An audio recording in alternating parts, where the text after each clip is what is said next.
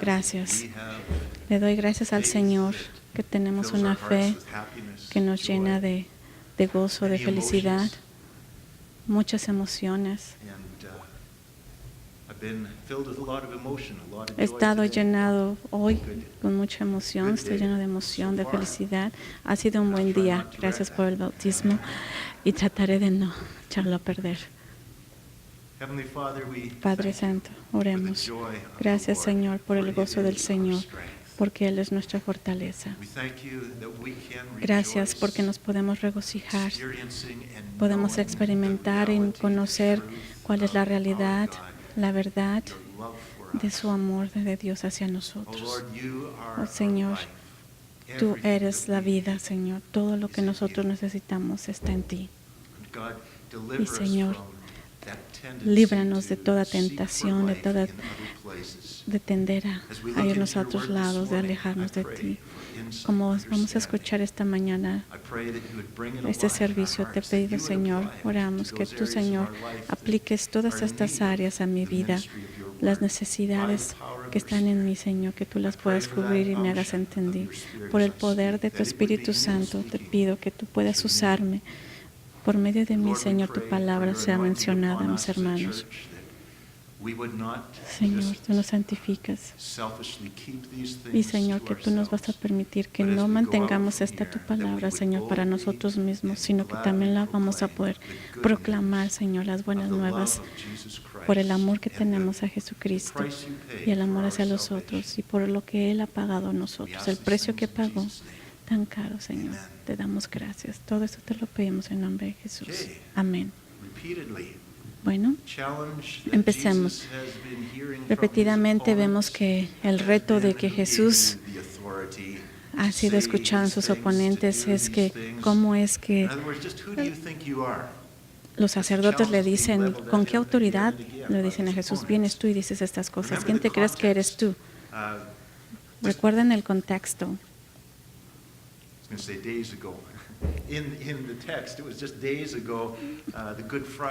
Podemos ver en la Biblia cuando se usaba cuando Jesús iba a entrar a Jerusalén, el Domingo de Ramos, cuando se estaban preparando para la Pascua, cuántos habían, muchos peregrinos, y ya estaban muy a pocos días de la crucifixión de Jesucristo, ¿verdad? Y la reunión de la Pascua había miles de judíos que estaban celebrando esta Pascua. La expectación de esta gente en aquel entonces era que ellos creían que Jesús era el Mesías, que Jesús era el Rey. Eso era lo que se escuchaba en Jerusalén. Se pasaba la voz que era Jesús el que iba a venir en un burrito a Jerusalén y que Él era el Señor. Y todos gritaban, bendecido el Rey, quienes vienen en nombre del Señor. Pero también vamos a ver en la Biblia que los religiosos, los líderes, trabajaban muy duro para oponerse ante eso, para oponerse de que Jesús era el Mesías. Y trataban de oponerse y poner que nada de eso era verdad. Y estaban teniendo éxito. Pero vamos a ver Mateo 22, 41 y 42. Veamos Mateo 22. Mateo capítulo 22. Vamos a darles un poco de información. En Lucas no se nos da mucha información, pero aquí en Mateo sí, así lo hace. Mateo 22, 41.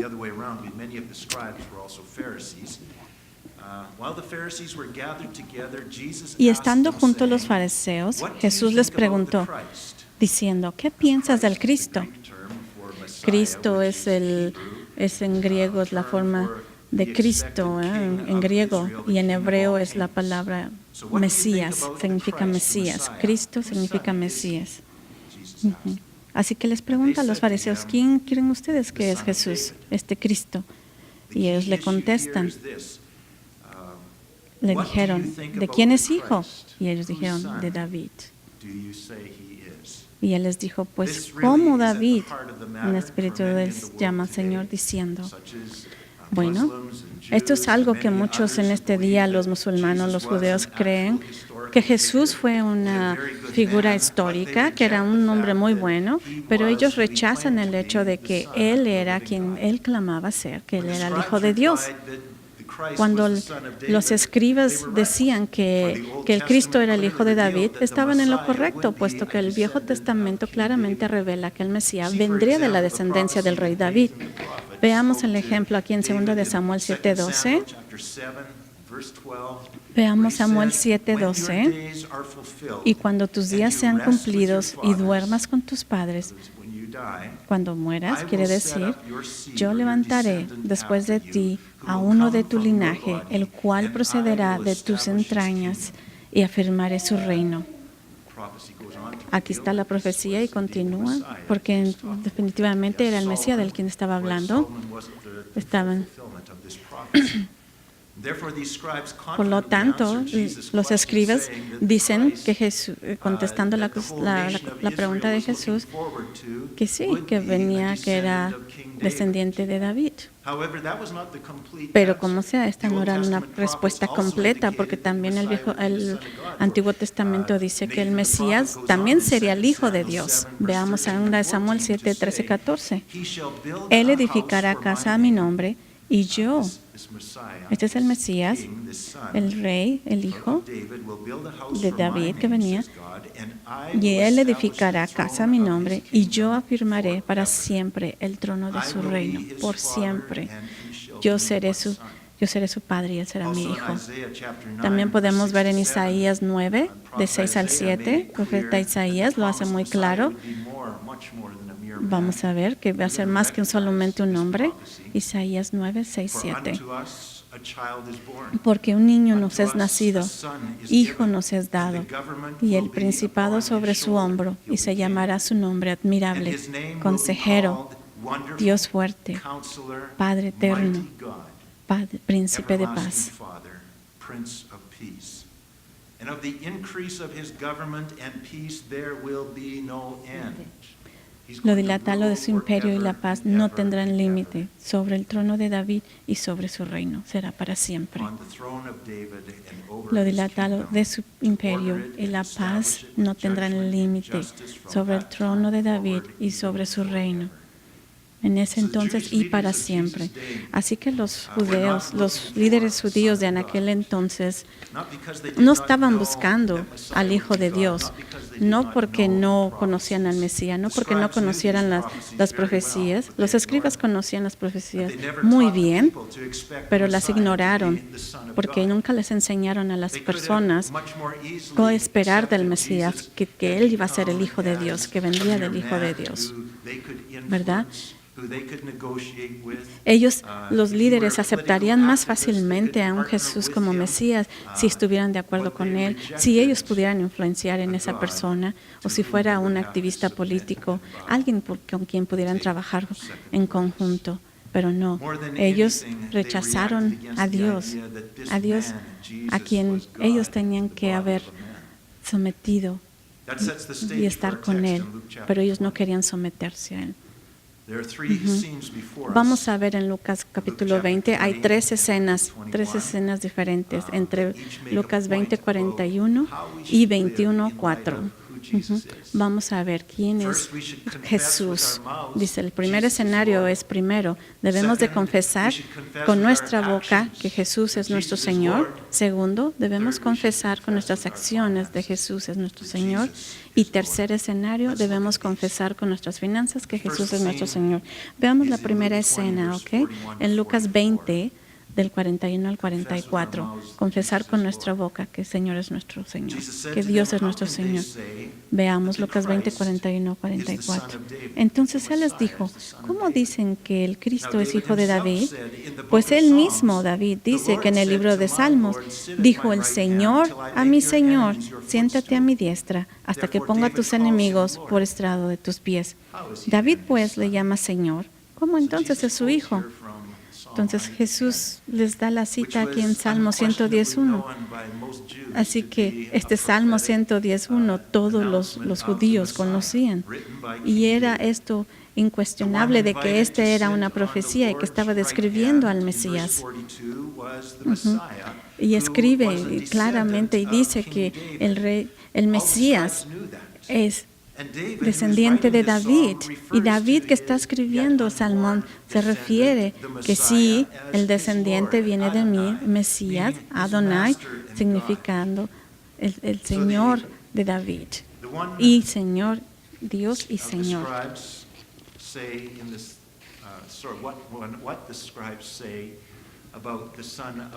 Los escribas, ¿qué es lo que escribas dicen del Hijo de Dios? Es verdad.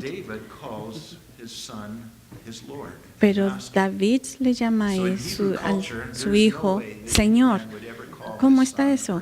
En la cultura hebrea no hay forma de que los padres le llamen a sus hijos Señor o Maestro. No puede ser. Y entonces, ¿cómo aquí su propia descendencia David le llama como el Señor? ¿Sí? Así que, por ejemplo, por lo tanto, si David le llama Señor, el Señor, ¿cómo entonces le puede decir que es su hijo? ¿Verdad? Él está explicando que hay mucho más de que solamente viniera, sea su hijo, sino que era la descendencia de él. Nosotros le adoramos a Jesucristo porque Él es hijo de Dios. Es completamente Dios, completamente Señor, hombre y completamente hijo de Dios. Was to be a son of David, but they intentionally limited their answer to the human side of him. Estos líderes intencionalmente limitaron su respuesta, omitiendo lo más importante que era la identidad del Mesías.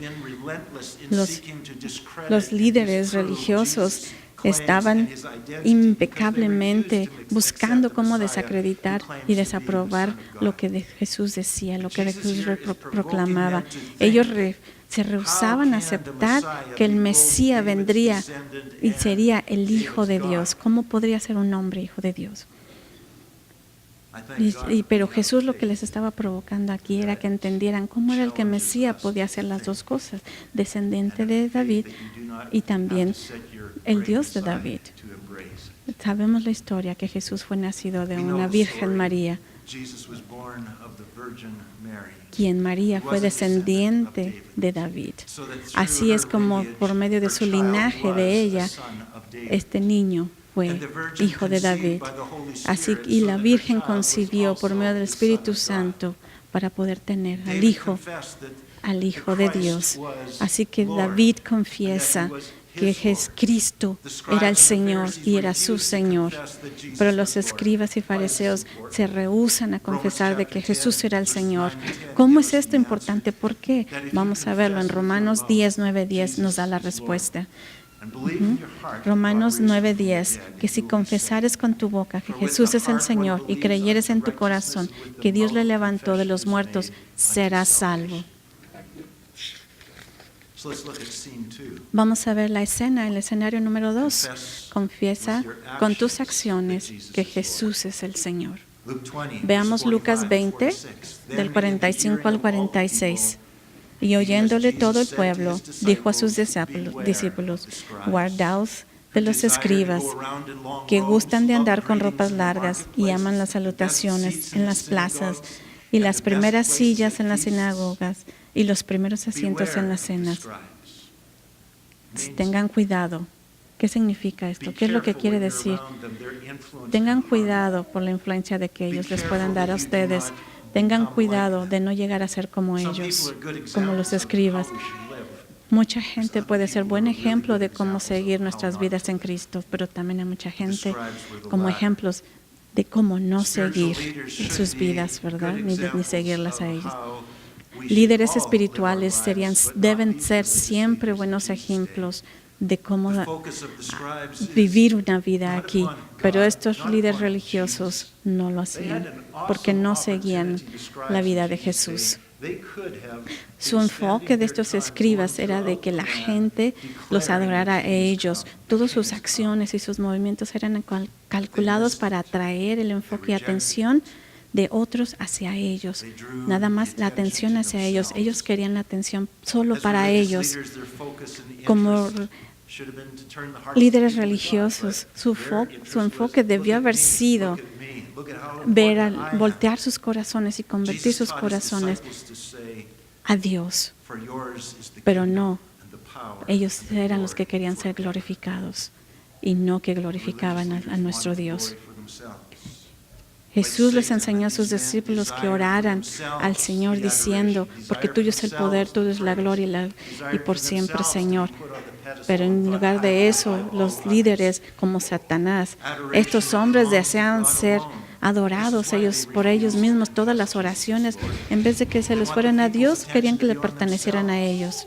Es por eso que ellos no aceptaban ni confesaban con su boca que Jesús era el Señor, porque entonces tenían que adorarle a Él y no podían hacer eso.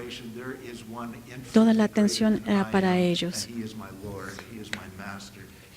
porque de otra forma ellos tendrían que aceptar a Jesucristo y decir, Él es el Señor, Él es mi Maestro. Sí, pero no, nosotros debemos confesar como lo decía Jesucristo. Él es el Supremo y a Él es al que tenemos que demostrarle la gloria. Él debería de estar en nuestro primer lugar, siempre al frente y nosotros atrás. Veamos como en Juan el Bautista decía, es necesario que Él crezca, pero que yo mengüe. Juan 3:30. Jesús, Él puso el ejemplo para nosotros de cómo vivir como un sirviente. Él es al que debemos adorarle, es al que debemos de servirle. Él vivió, Jesucristo vivió y como un sirviente. Los enemigos no se identificaban, no se identificaban con Él, no podían creer que Él era Hijo de Dios. Pero los escribas querían que todo el mundo creyera que ellos eran más superiores que el resto de todos los demás. Ellos querían siempre estar arriba, siempre querían que se les pusiera en un pedestal. Pero no, Jesús vino a servir. Noten que muchas de estas conductas que Jesús estaba criticando eran practicados por muchos religiosos en aquel entonces y ya hoy en día. Muchas cosas, muchos líderes religiosos hoy en día hacen lo mismo que estos escribas y fariseos. Necesitamos seguir nosotros la enseñanza de Jesucristo y no la práctica de la religión común. En aquel entonces los fariseos se vestían ropas largas, blancas, ¿sí? Ropa blanca era distinción de la cultura, que marcaba mucha distinción. Todos aquellos que deseaban verse ellos mismos, ser más importantes, verse como más mayores que todos los demás, ellos usaban estas ropas blancas y largas. Todo aquel que decía demostrar su posición importante en alguna cosa, vestían esas ropas blancas. Su ropa religiosas lo hacía designarse y verse más allá, mucho superiores que el promedio general de las personas. La mayoría de la gente se le había enseñado que deberían demostrar mucho respeto a estas personas, hacia los escribas. De cuando iban pasando o cuando iban en la calle caminando, la gente se tenía que levantar respetuosamente y saludar. Ellos amaban ser saludados con honor, sentirse mayores que ellos. De hecho, ellos no les permitían hablarles por su nombre. Estos escribas no querían que les llamaran por su nombre, sino que les llamaran rabís o padres o maestro, pero nunca por su nombre. Para usando estos títulos, describía cómo ellos se sentían superiores, se sentían mayor que ellos. Veamos Mateo. Muchas religiones usan esto también, pero Mateo da la respuesta en 23:8-12. ¿Ok? Muchos se llaman padres, maestros, pero aquí está la respuesta. Vean muy bien, Mateo 23:8-12. Mateo 23:8-12. Pero aquí les está hablando Jesús a sus discípulos. Pero nosotros, cuando están en una posición de liderazgo, de enseñanza, o ser pastor, o evangelizar, plantar iglesias, cuando estás en esa posición, no te llames rabí, no te llames rabí. Tú son hermanos. Vean aquí 8. Pero vosotros no querráis que os llamen rabí, porque uno es vuestro maestro, el Cristo, y todos vosotros sois hermanos. Aquí está diciendo que todos estamos en el mismo plano. Pero el quien es mayor.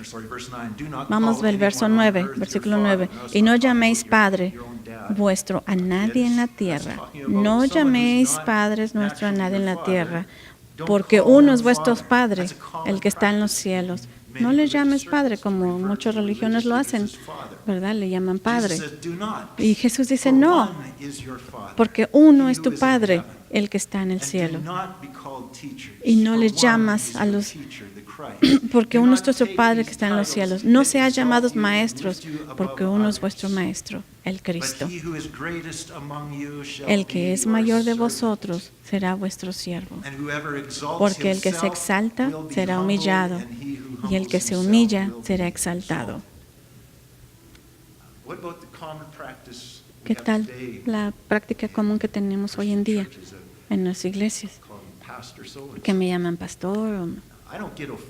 No me ofendo por eso, pero quiero que sepan que no espero de ustedes que me digan, ni tampoco quiero motivarlos a que me dejen de llamar pastor, pero basado en este principio aquí, no quiero ni debería que se me dé un título que me eleve. Si es un título que me va a elevar por el resto de la congregación, no. Yo soy un hermano en Cristo y yo funciono como pastor porque ese es mi llamado, no porque sea un complemento, ni porque soy levantado y soy más que ustedes.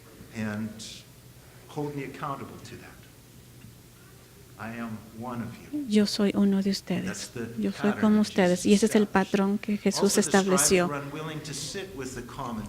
Y también veamos en aquel entonces los escribas no se sentaban juntamente con las otras personas. En vez, ellos eran sentados en las sillas de honor, en las sinagogas. Normalmente siempre estaban hasta el frente y de hecho las sillas estaban volteadas para mirar a toda la congregación. Las sillas de honor, por ejemplo, en una boda, los escribas estarían junto a la boda, a los novios o al novio, en la misma mesa. Pero no sé en la boda que va a venir, en qué lugar me van a poner, pero espero que no me den el privilegio de sentarme con ustedes. No. Si no soy uno más que ustedes. Mejor denle el privilegio y el honor a sus papás de sentarse cerca con ustedes. Jesús condena este egoísmo y estas acciones en la cual eleva a los hombres más que a otros. Él nos dice que somos iguales y nos dice que tengamos mucho cuidado en tomar este camino. Somos iguales y Cristo desea que exaltemos a Él sobre todos los demás, porque Él es el Señor. Y el resto de nosotros, todos nosotros somos hermanos y hermanas. Y continúa, vamos en Lucas 47, Lucas 20:47, que dice que devoran las casas de las viudas y por pretexto hacen largas oraciones, estos recibirán mayor condenación. Otra vez, devoran a las viudas las casas, las privan de su dinero y de darles una vida decente. Y todos aquellos que dan generosamente, no al templo, pero privadamente a los escribas, en return, les regresa extra oraciones más largas a todos aquellos que dan mucho más. Y esto piensan ellos que al hacer oraciones más largas les va a traer una bendición extra. Y esto es muy común hoy en día, ¿verdad? Los ministerios sin escrúpulos dicen, da más y más te va a dar Dios. Pero esto está muy mal, esto está mal indicado. Dice, mucha gente que está en necesidad son los que a veces caen más, que piensan que al dar más, Dios los va a dar mucho más. Ese es como se mueve el dinero hoy en día, pero no es así como Dios lo pronuncia y lo da a entender en la Biblia. Deuteronomio 26:12 nos instruye a los judíos, instruye que ahí que el diezmo era para ser pagado al templo y ser distribuido a los levitas. Los levitas eran los que servían en el templo. Era una de las 12 tribus.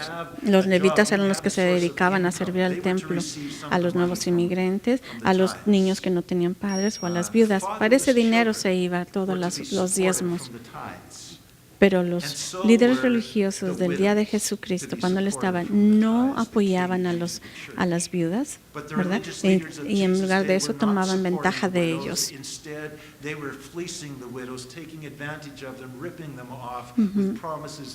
Les prometían, les decían, vamos a orar extra por ti, vamos a que Dios te dé extra bendición. ¿No vimos eso? ¿No lo vemos hoy en día en diferentes formas?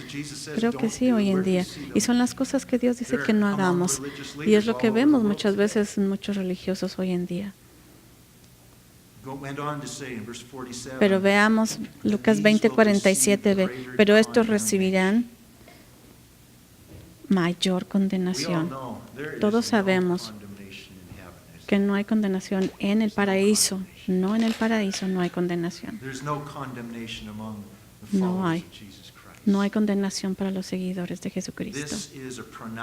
Esto es una pronunciación de que estos líderes religiosos van a terminar en el infierno, no en el paraíso, en el infierno, y que van a recibir aún más castigo que el resto de todos los que están ahí en el infierno. Una de las cosas peores que la gente puede usar es usar la religión para exaltarse a ellos mismos, usar religión para levantarse más, ser más que los hombres. Les conviene más ser espiritualmente calientes o fríos que tratar de ser religiosos y viviendo por ti mismo. La forma en que vivimos nuestras vidas es una demostración de que yo soy pequeño, pero Dios es grande. Jesucristo, Él solo, por Él mismo, Él es el Señor.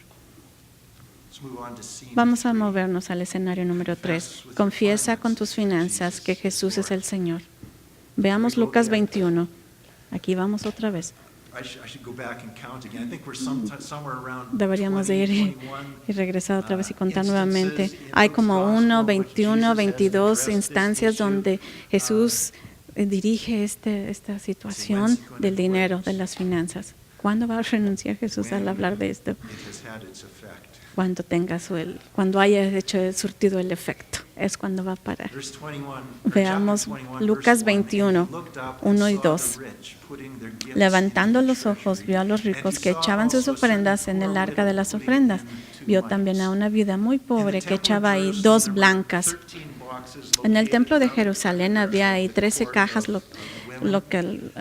metidas en la iglesia inside, donde el perímetro de la corte era de mujeres, donde adoraban y ellas alababan y iban a orar, y ahí las mujeres contribuían con sus ofrendas y sus diezmos, y ahí es donde los ponían. Jesús estaba en el templo y casualmente estaba observando a algunos pobres, a algunos ricos, ¿verdad? Como los ricos, algunos ponían sus ofrendas y metían en las cajas. Y también había una mujer que solo ponía 2 blancas, un poquito de valor, conocidas como blancas. Vemos en el versículo 3, y dijo, en verdad os digo que esta viuda pobre echó más que todos, porque todos aquellos echaron para las ofrendas de Dios de lo que les sobra, mas esta, de su pobreza, echó todo el sustento que tenía. Esta mujer puso todo lo que tenía, todo lo que le quedaba lo puso ahí. Esas monedas cubrían todo lo que iba a necesitar. Tal vez ella no tenía comida, su cuenta bancaria estaba vacía, tal vez tendría que estar ayunando porque no podía comer mucho, no tenía otra cosa que hacer. Pero pongamos más atención a lo que dicen las palabras. En verdad les digo que esta mujer viuda ha puesto más que todos los demás. Aquí veamos cómo la escala de la economía de Dios está pesado por las dos monedas, que lo que los demás pusieron. Sí. ¿Por qué pesa más las dos monedas de la viuda que lo que todo el dinero que puso estos judíos? Esto es principal. Este principio es muy diferente lo que viene en la Biblia. Tenemos que entender a cómo se mide el dinero y cómo se mide la economía y cómo la mide Dios y cómo la mide el mundo. Es muy diferente. Porque con Dios no podemos medir sus bendiciones con una medida por medio del dinero, como lo hace la economía. Aquí podemos nosotros, cuando vamos al Señor, ponemos nuestra confianza en el Señor. En cambio, el mundo pone la confianza en el dinero. Lo que tienes es lo que vales, es lo que haces. Cuando nosotros vamos al Señor, no dependemos nuestra confianza en el Señor, nuestra fe, en cuánto metemos, cuánto le damos al Señor. No podemos hacer. ¿Qué podría hacer Dios con esas dos monedas? ¿Por qué? ¿Por qué diría Dios? ¿Por qué expresaría que estas dos monedas valían más? ¿Por qué? Porque el valor, su principio de la mujer estuvo puesto en la confianza en el Señor, no en la confianza en las monedas.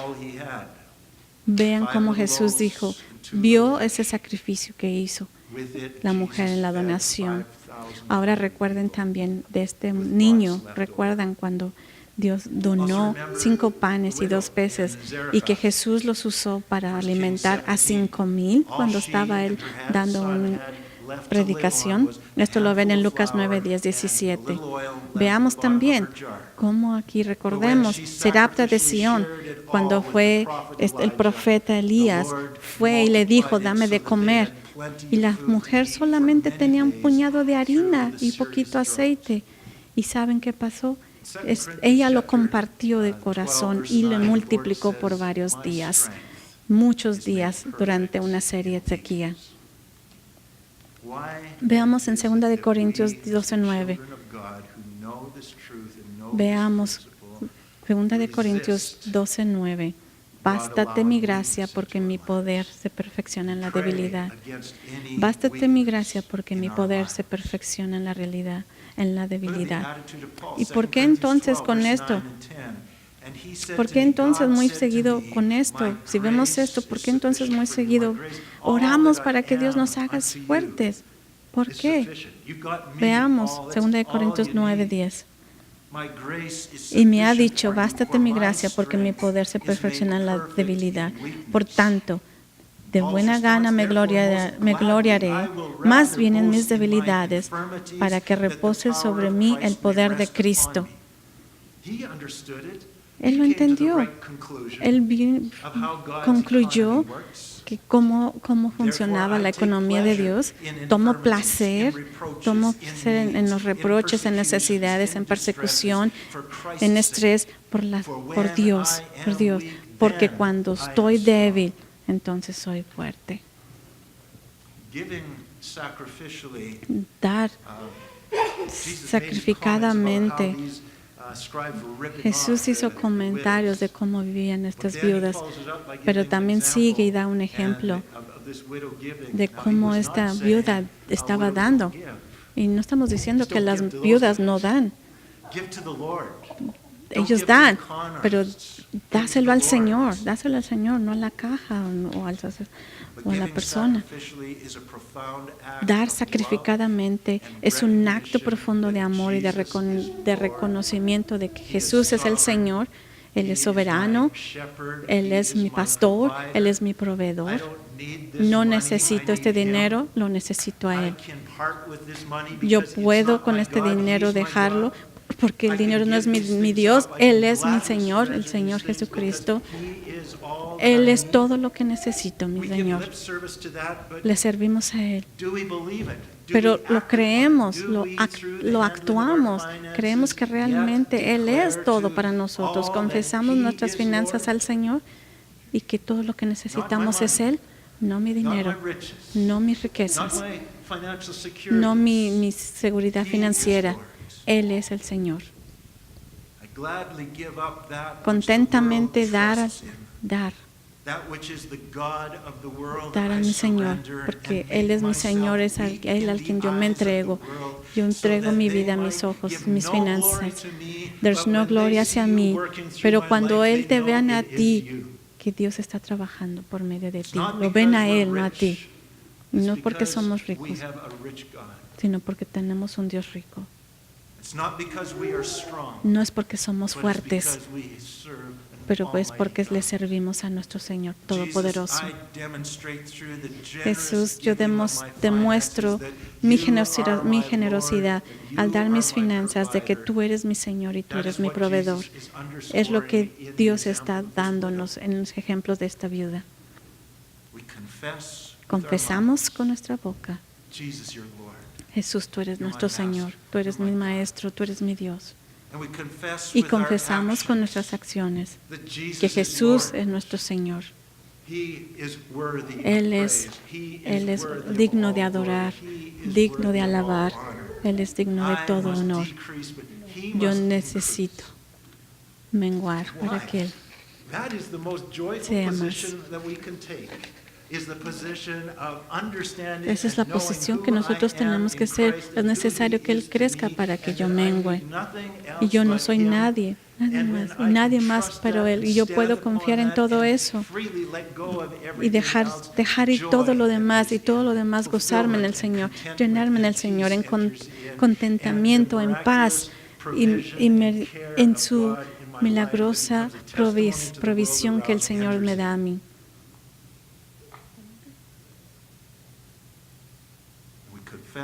Confesamos con nuestras finanzas de que nuestro Jesús es nuestro Señor, con nuestras acciones y con nuestra boca. Y así concluimos esta mañana. Déjenos concluir con nuestros corazones confiados y gozosos, declarando de que, Señor, tú eres nuestro Señor. Señor, tú eres nuestro Señor. Viene de mi corazón. Y Señor, yo sé que tal vez todavía no esté ahí en muchas cosas de mi vida, pero te pido que me traigas todo yo, que me dirijas, Señor. Confórtame, Señor, día a día con la luz de Jesucristo. Padre eterno, describe las formas de cada uno de nosotros, cómo podemos llegar a ti, Señor. Por tu palabra dices que no hay nadie que no busque al Señor y que lo sea encontrado. Porque, Señor, te amamos, pero tú nos amaste primero. Y tú, Señor, nos pusiste primero nuestros deseos, Señor, de buscarte. Y tú primero pusiste nuestros deseos a fe, Señor, de seguirte. Y, Señor, pusiste en el corazón de alguien de orar por mí, Señor. Y, Señor, oramos por fe, para que llegue más fe en esta iglesia, Señor, y que llenes el corazón de todos aquellos, Señor, que están llenos de pecados, Señor, que tú los liberes, que tú les dé fe, que hay alguien más, Señor, que los puede salvar. Señor, confesamos que Jesús, con nuestra boca confesamos de que Jesús es nuestro Salvador. Y, Señor, que vamos a vivir por medio de tu Espíritu Santo, que vamos a vivir una vida como tú la viviste, y que no se acerca de mí, sino que se acerca de Jesucristo. Oh, Señor, llena nuestras vidas con la manifestación, con la actividad de tu Señor Jesucristo, de que nuestras vidas sean vividas como tú viviste, que vivamos una vida que tú nos pides que vivamos. Y, Señor, oramos, Señor, que tú nos que nos libres, Señor, de nuestra dependencia del materialismo. Libéranos de eso, libéranos de todas las cosas materiales que nos ofrece este mundo. Líbranos de todo eso, Señor. Que, Señor, las dependencias, Señor, no sean del mundo, Señor, sino que podamos depender de ti. Que podamos poner nuestra fe al 100% en ti y que podamos demostrar en nuestra actitud, en nuestras finanzas, en nuestras acciones, Señor, de que tú eres nuestro Señor y que a ti servimos y que de ti dependemos, Padre, porque tú eres nuestro Señor. Y te pido esto, Señor, que hagas todo este trabajo en nuestro corazón, Señor, que nos pongas y que, Señor, nos motives y nos ayudes a que trabajemos, hermanos, unos con otros, Señor. Oremos unos por otros, que nos ayudemos unos a otros, que oremos por la iglesia, que oremos, Señor, con confianza, Señor, con certeza de que, Señor, tú eres nuestro Señor. Que tú nos demuestres, Señor, tu amor hacia nosotros y que podamos demostrar nosotros a otros ese mismo amor.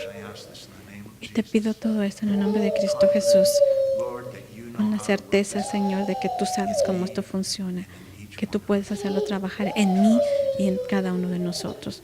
Y pido y confío que tú lo vas a hacer. En el nombre de nuestro Señor Jesucristo. Amén.